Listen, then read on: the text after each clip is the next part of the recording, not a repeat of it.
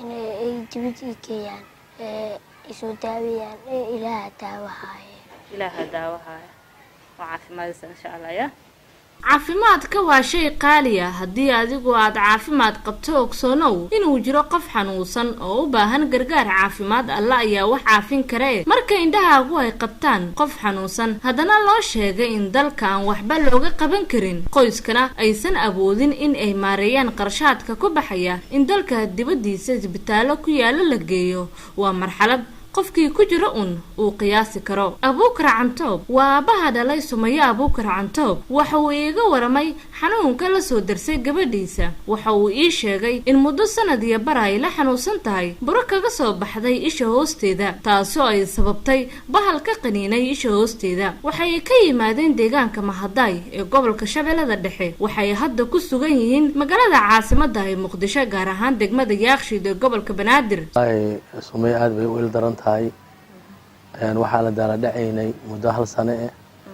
marba farmashiyo weli isbitaal ma keenin laakiin waxaan aan ku daynay farmashiyaha beledka kadibna Sumaye Abuukar Cantoob waa ku soo darsatay ishii waxaan u soo qaaday xamar waxaan joogaa muddo 20 bariya hadda waxaan guriga hadda aan joogno waa martiyaan ku ahay ilmihii kale iyo wixii ayaa xaaskii kulli waxa dhan waa ka soo tagay ayada maarta xanuunkeeda Sumaye waxaa la geeyay isbitaallo badan oo ku yaala magaalada Muqdisho waxaana loo sheegay in dalka gudihiisa aan waxba looga qaban karin loona baahan yahay in si degdeg ah loo geeyo isbitaallada dalka ka baxsan Abuukar Cantoob ummadda Soomaaliyeed ayuu ka codsaday inay ka caawiyaan qarashaadka ku baxaya daaweynta gabadhiisa Sumaye bisha barakeysan ee Ramadaan fadligeeda ganacsatada Soomaaliyeed dowladda federaalka Soomaaliya ururada ka jira magaalada caasimadda ee Muqdisho iyo hay'adaha taakuleeya dadka danta yar ayuu ka codsaday inay caawiyaan marka alxamdulillaah waxaan ka bilawnay tutorshiina tutorlira markaan ka bilawnay tutorshiina wuxuu yiri waxba kama qaban karo laakiin il dhacsan oo waxba laga arkina fiiqa laakiin ciladan oo kale waxba kama geli karo ee baxa isbitaal Tigfeer taga magaalada maanta Tigfeer ayaa u roonay Tigfeer aan tagnay laba maalin la hayay baaritaankeeda warqadihii oo iskaanka lagu saaray waa kuwana marka dambe 3-4 dhaqaatiir kulantay oo Turkiya waxay soo saareen in waxba looga qaban karin wadanka oo dibadda loo gudbiyo anigana ma haysto dhaqaalo maanta aan isku furta ma haysto xanuunka gabadha wuxuu ku bilowday habeen ayadoo jiifto afar badne baaldheer oo farabadne la yiraahdo madow isha ka qaniinay kadib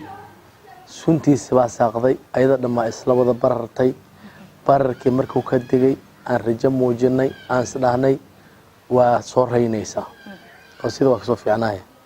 kadib markii aniga sidii ma kasoo fiicnayno xanuunka ishuu ku heray xanuunka ishuu ku heray ishii baa weynaatay waxay isku bedeshay in ay buro noqoto ay soo buurato isha banaanka ay soo baxdo markaasaan soo baxnay markaasaan soo raadnay aalad caafimaad markaan soo helnay sidaana lagu jawaabay oo la yiri wadanka wax marka ma qaban karo 9 jir waaye Sumaye Abuukar Cantoob 9 jir waaye bulshada Soomaaliyeed dalka iyo dibadda waxaan ka codsanayaa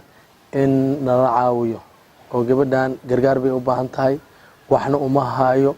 waxaan ka codsanayaa Soomaali weynta meel kasta ha joogaano waxaan ka codsanayaa inay na caawiyaan oo yacni gabadhan ay qaadaan ay meeshii ay Turkiya la sheegaa Hindi waa la sheegaa meeshii Ilaahay ugu talagalay inay geeyaan oo Ilaahay dartiisa nagu caawiyaan